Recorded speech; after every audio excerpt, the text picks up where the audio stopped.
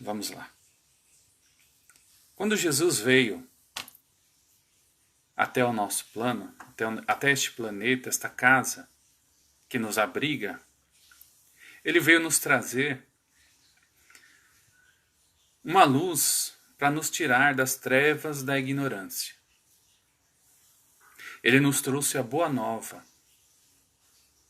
Ele veio nos trazer os ensinamentos acerca da vida futura, de que nada termina aqui, de que nós somos espíritos imortais. Ele veio nos aproximar de Deus, porque até então nós estávamos muito distantes do Pai.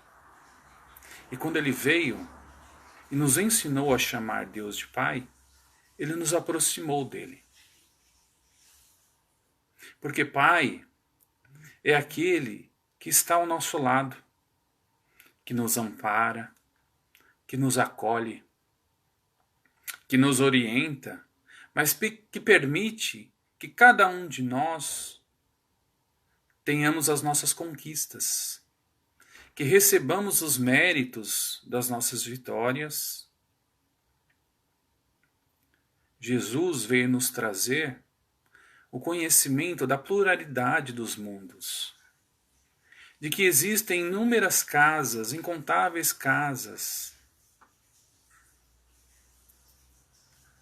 na casa do Pai. Tudo que Jesus podia nos trazer, ele nos trouxe claramente. Mas as ideias que ainda nós não conseguíamos compreender,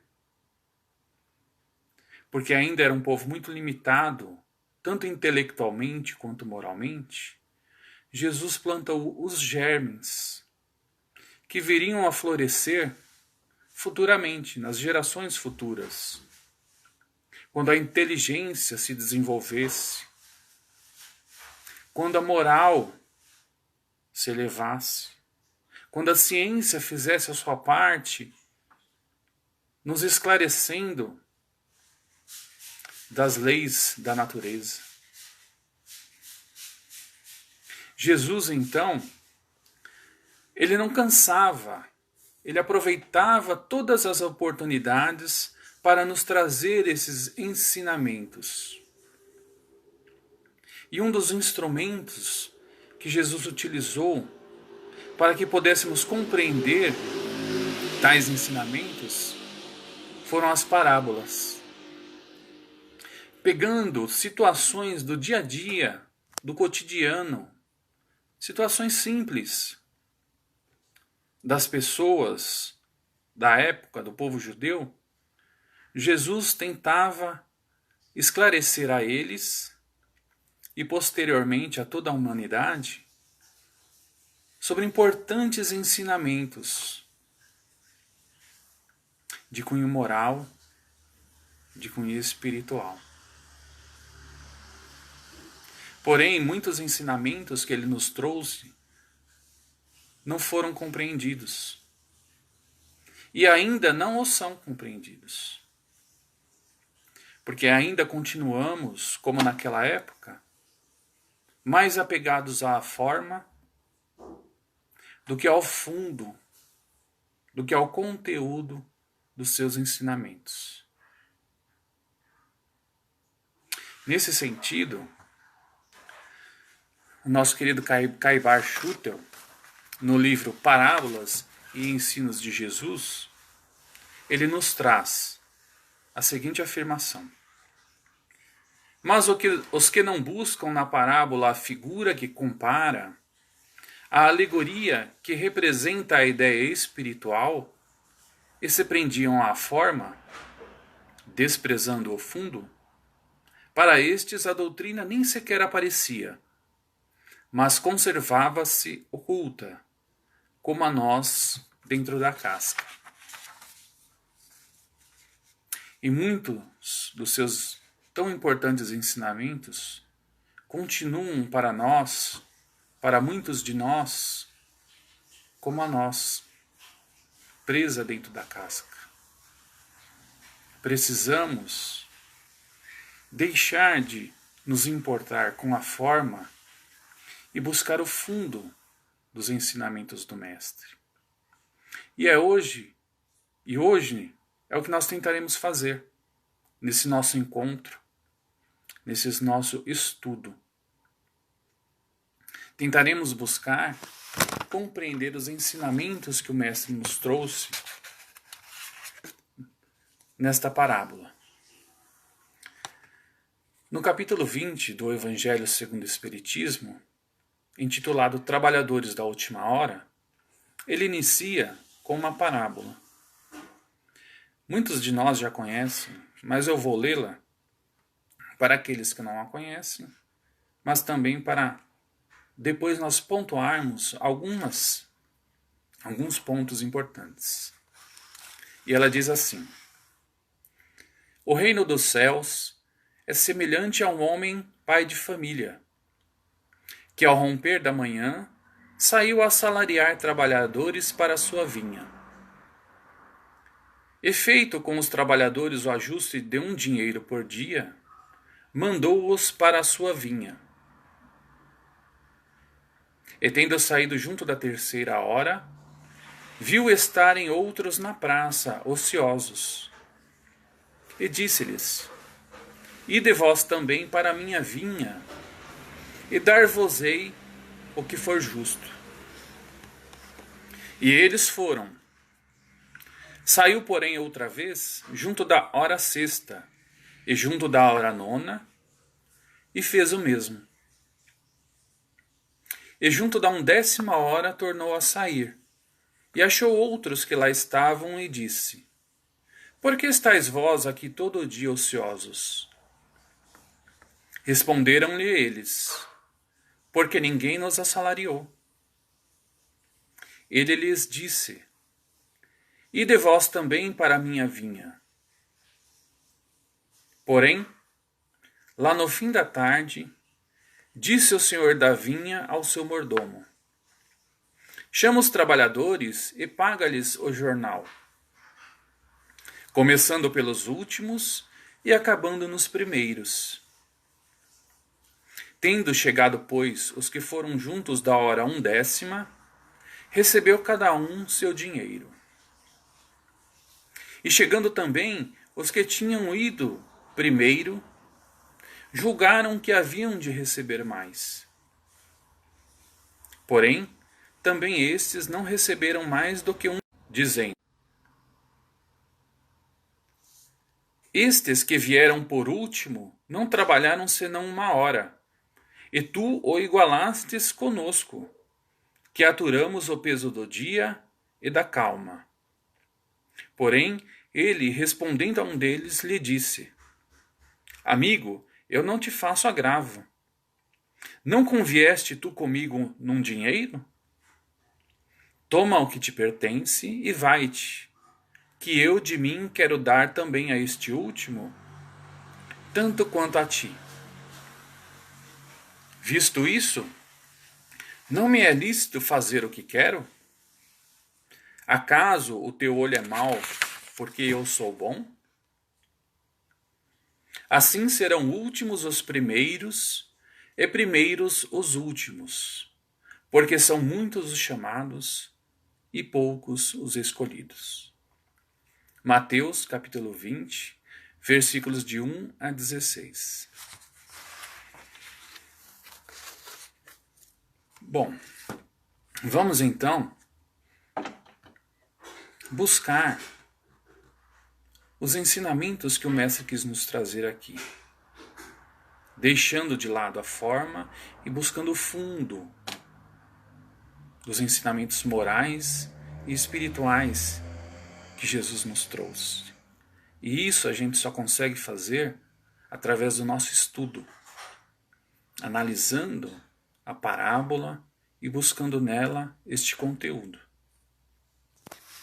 E para isso, eu quero pontuar alguns elementos desta parábola.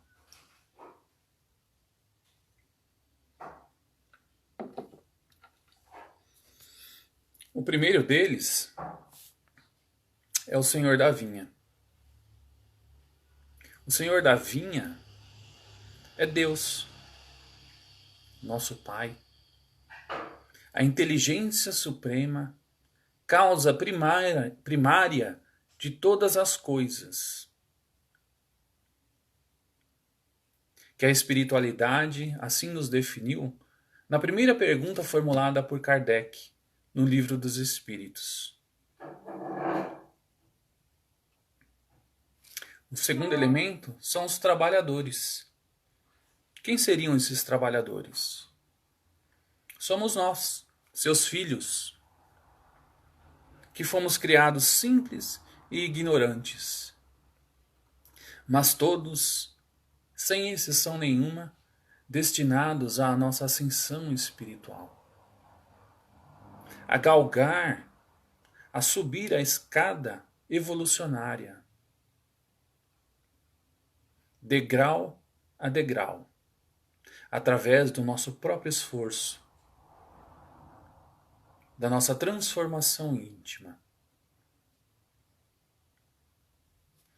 Todos rumando com um único objetivo, de chegar à perfeição e, assim como Jesus, estar em comunhão direta com Deus, conhecer o Pai e trabalhar ativamente na sua obra, auxiliando os nossos irmãos nas suas jornadas evolucionárias. Um terceiro elemento que nós podemos encontrar nessa parábola é a vinha. Se nós novamente nos atermos à forma, podemos interpretar a vinha como sendo o mundo material, que foi amorosamente preparado pelo nosso Mestre e pela falange de espíritos que o auxiliam na sua obra. Planeta este que nos recebeu amorosamente para que nós evoluíssemos moral e intelectualmente. Mas se nós analisarmos num contexto um pouco mais profundo, podemos compreender que a vinha é toda a humanidade. Todos os nossos irmãos, encarnados e desencarnados, com os quais nós nos relacionamos, e entre as nossas inter-relações, nos auxiliando mutualmente nessa ascensão espiritual, no nosso crescimento moral.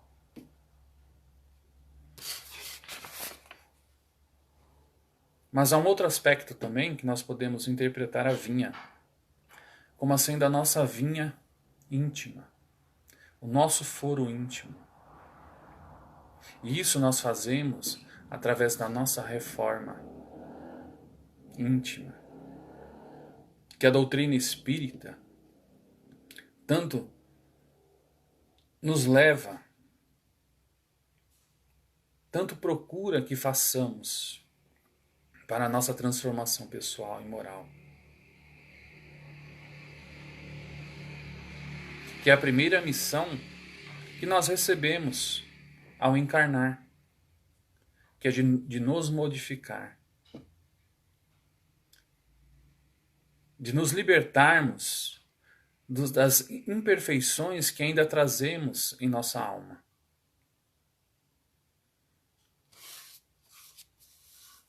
Um quarto elemento que eu quero aqui também pontuar é a lei do trabalho. A nossa querida irmã Maria, na última terça-feira, já nos falou, já nos trouxe este ensinamento das leis naturais. E dentre elas, nós temos a lei do trabalho.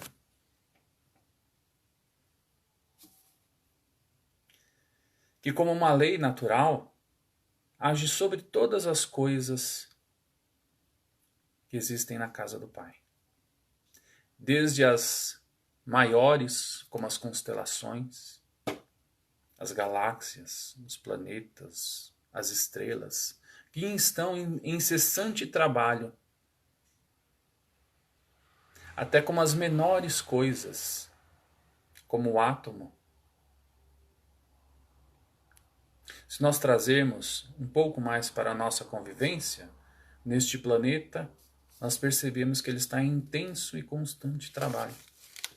A natureza nos propiciando as condições para a nossa sobrevivência, para a nossa evolução.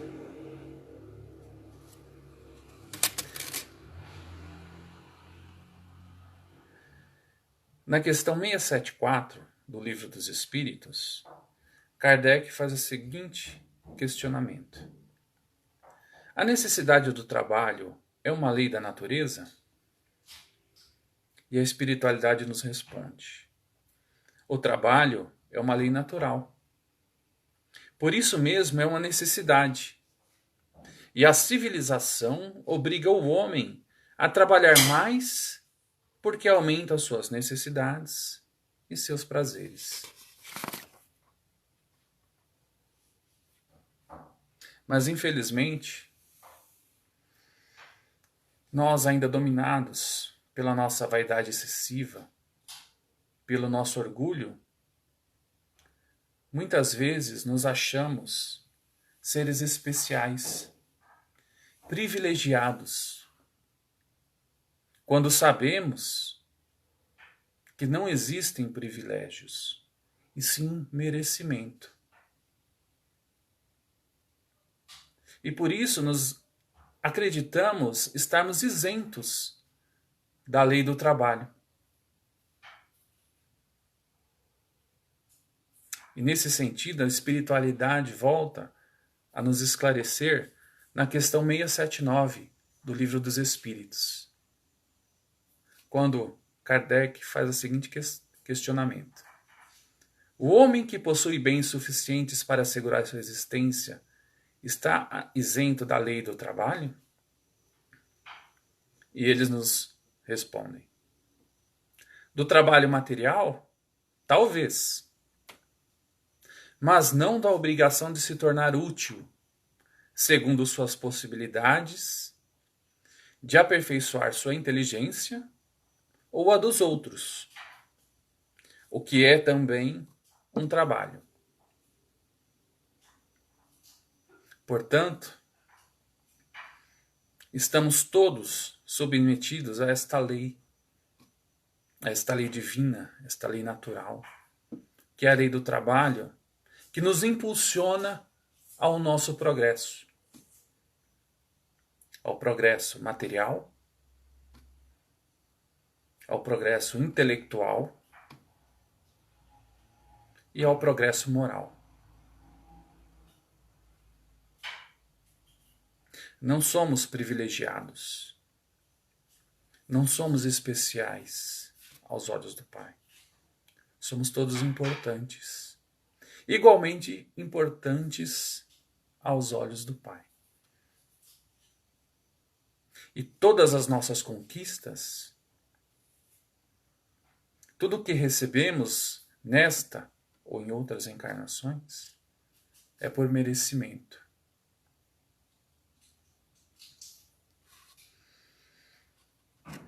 Bom, depois que pontuamos estes elementos, vamos então ao estudo da nossa parábola em si. E se nós novamente nos atermos à forma, em um primeiro momento, nós questionaremos a justiça do Senhor da vinha. Ora, foi ele justo ao pagar o mesmo valor àqueles que trabalharam 12 horas e àqueles que trabalharam apenas 1 hora?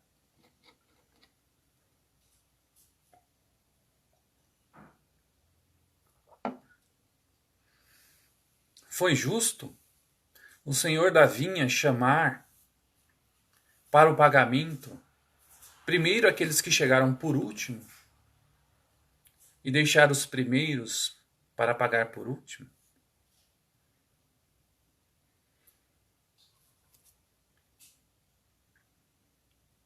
Tais questionamentos nos vêm à mente, se nós nos atermos somente à forma, como eu já disse. Mas então nos cabe compreender. Porque quando sabemos que o Senhor da vinha é Deus e conhecemos os seus atributos, eterno, imutável, imaterial, único, todo-poderoso, soberanamente justo e bom, atributos que constam da questão 13 do Livro dos Espíritos, nós logo concluímos: bom, se Deus é infinitamente bom e justo, então o Senhor da vinha foi justo. Mas isso basta para nós? Não basta. Porque nós vivenciamos uma doutrina que nos ensina a fé raciocinada, que nos ensina que devemos crer, mas saber por que cremos. E, portanto, nos cabe compreender por que o Senhor da vinha foi justo.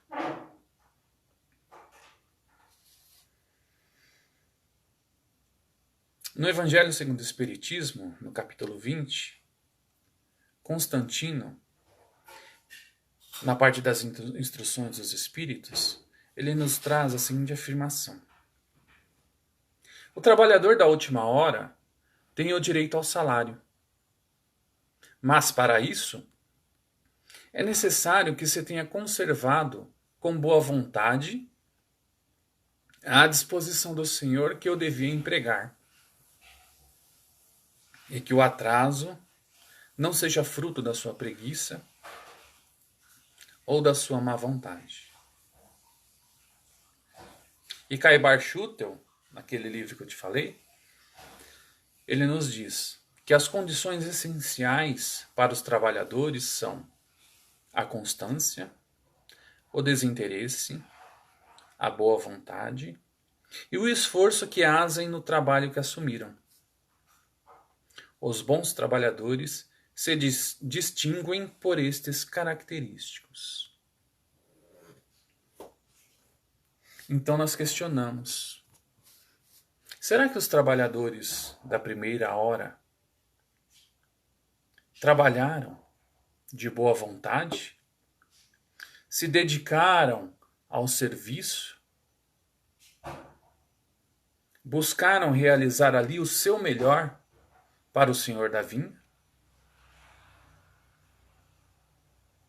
Ou eles estavam apenas interessados, motivados pelo seu salário, pela recompensa que receberiam pelo dia trabalhado? E aí nós encontramos a resposta na passagem quando eles reclamam ao Senhor da vinha, porque pagou-lhes o mesmo valor. Encontramos aqui que a motivação destes trabalhadores era apenas a recompensa, o salário. Porque eles acusaram o Senhor da vinha de serem injusto com eles, que trabalharam muito mais que os demais.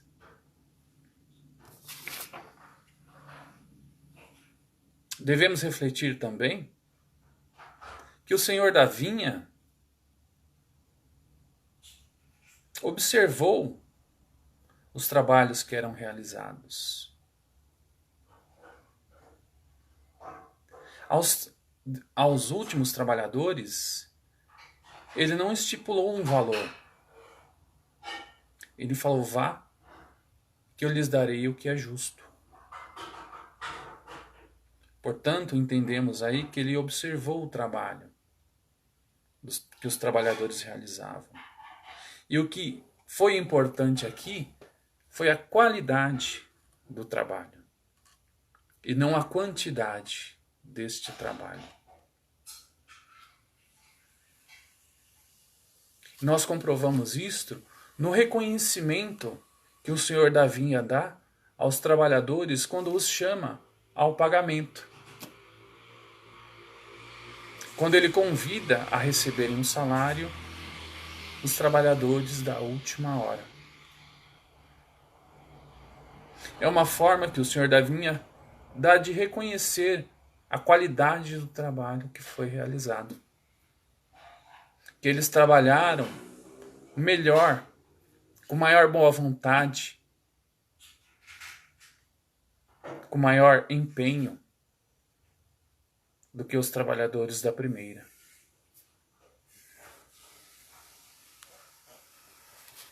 Mas então, como trazer esses ensinamentos para o nosso dia a dia, para a nossa vida?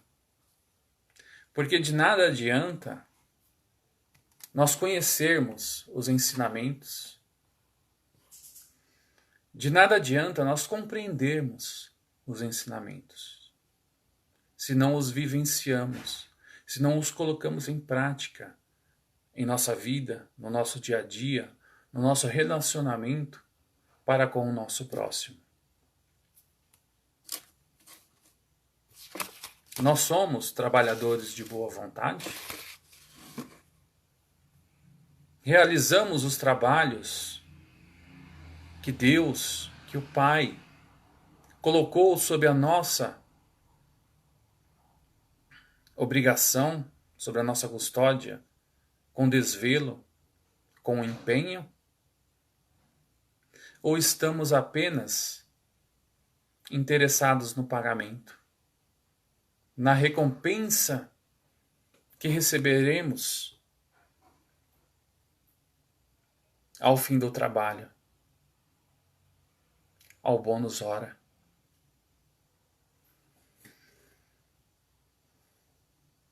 Somos então os trabalhadores da primeira ou da última hora?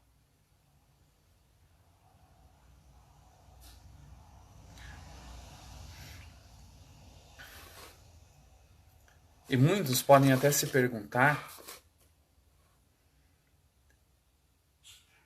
no momento em que vivemos, em virtude desta pandemia, que não podemos. Como eu vou trabalhar? Se eu estou isolado,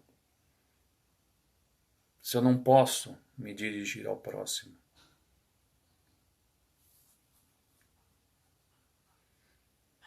Mais uma vez, nos atemos à forma. E na questão 675 do Livro dos Espíritos, Allan Kardec questiona, faz a seguinte pergunta: não se deve entender pelo trabalho senão as ocupações materiais? Não.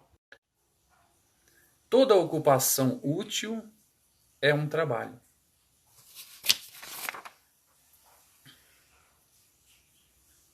Jesus já nos ensinou que não só de pão vive o homem. Portanto,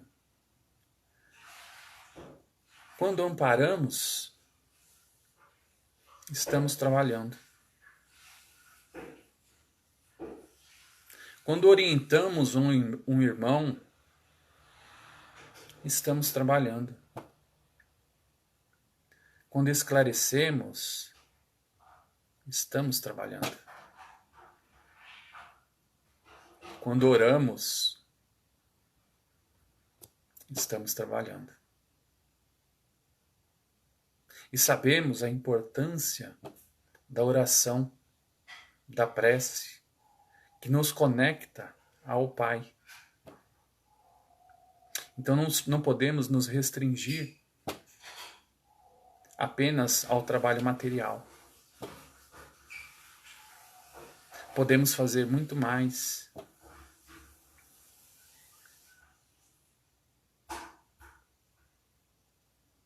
O Senhor da vinha, ele chama, vemos na parábola, ele chama todos os trabalhadores que encontra. O Senhor chama a todos nós para trabalhar na sua vinha. E isso me lembra a uma palestra que o nosso querido Marcelo deu no Laços, acho que foi uma das últimas presenciais lá, em que ele falou em dar a outra face, no sentido de mostrar o outro lado. Então, para trabalhar, podemos mostrar àquele que está desesperado a esperança de que tudo passa e de que tudo dará certo. Podemos demonstrar àquele que tem medo a coragem de enfrentar as dificuldades da vida com resignação. De provar aos descrentes a fé inabalável no amor, no infinito amor do nosso Pai. De trazer ao revoltado a calma e a mansidão que Jesus nos ensinou. Podemos trabalhar. Mas assim como ele convidou todos os trabalhadores, ele também nos convida. Mas o nosso livre-arbítrio, ele foi e sempre será respeitado. Por isso, o ensinamento da parábola termina desta forma, nos dizendo que muitos serão os chamados e poucos os escolhidos. Mas não porque Deus escolherá poucos de nós, mas sim porque nós, poucos de nós, escolheremos ao Pai.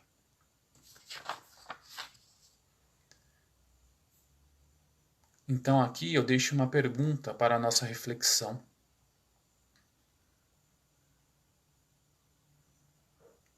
Qual trabalhador nós desejamos ser?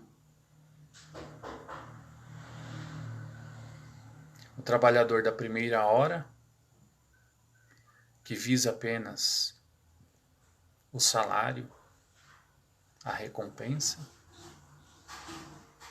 Ou o trabalhador da 11ª hora,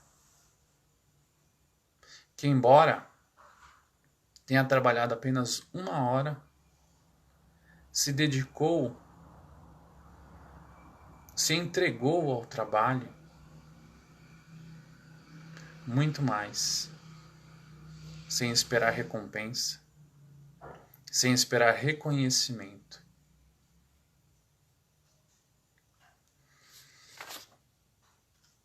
E eu quero terminar esse nosso encontro, assim como começamos, com uma oração. Esta oração nós encontramos no livro Obreiros da Vida Eterna, que é feita lá no Templo da Paz, que lá eles nos trazem como um hino, o hino Glória aos Servos Fiéis. Mas aqui eu trago como uma oração. Então eu convido a todos que unamos os nossos pensamentos e os nossos sentimentos em oração ao Pai. Que possamos chegar a Ele, através dessa oração. e que Ele distribua todo este amor por esta casa abençoada que Ele nos concedeu, a todos os nossos irmãos que passam por imensas dificuldades. E a oração começa assim: Ó Senhor, abençoa os teus servos fiéis, mensageiros de tua paz, semeadores de tua esperança. Onde haja sombras de dor, acende-lhes a lâmpada da alegria. Onde domine o mal, ameaçando a obra do bem, abre-lhes a porta oculta à tua misericórdia. Onde surjam acúlios do ódio, auxilia-nos a cultivar as flores bem-aventuradas de teu sacrossanto amor.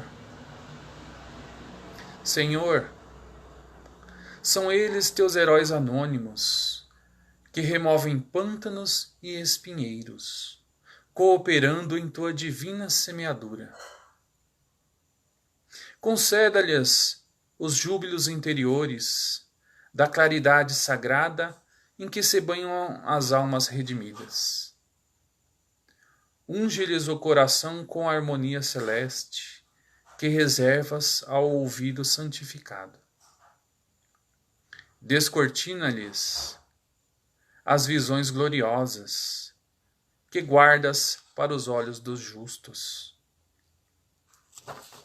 Condecora-lhes o peito com as estrelas da virtude leal. Enche-lhes a mão de dádivas bendita, para que repartam em teu nome a lei do bem, a lua da perfeição, o alimento do amor, a veste da sabedoria, a alegria da paz, a força da fé, o influxo da coragem, a graça da esperança, o remédio retificador.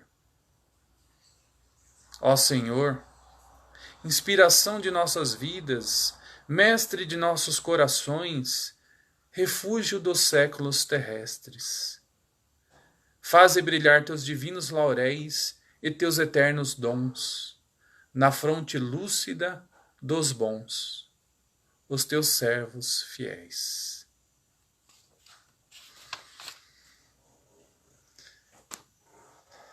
Bom, agradeço a todos pela atenção e rogo a Deus e ao nosso Mestre Jesus que nos ampare, que nos fortaleça, para que possamos ser verdadeiros trabalhadores, os trabalhadores da última hora, nos auxiliando mutuamente, principalmente nesses momentos de provação, de dificuldade. Que Deus nos abençoe. Fiquem com Deus. Muito obrigado.